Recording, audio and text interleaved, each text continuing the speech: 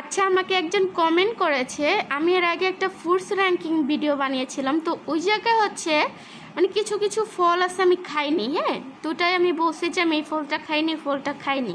তো সে আমাকে কমেন্ট করছে, ঢং কিছু খাই নাই, সে আবার ভিডিও বানাতে আসছে। প্রথমে বলি ঢং ঢং জিনিসটা নিয়ে বলি।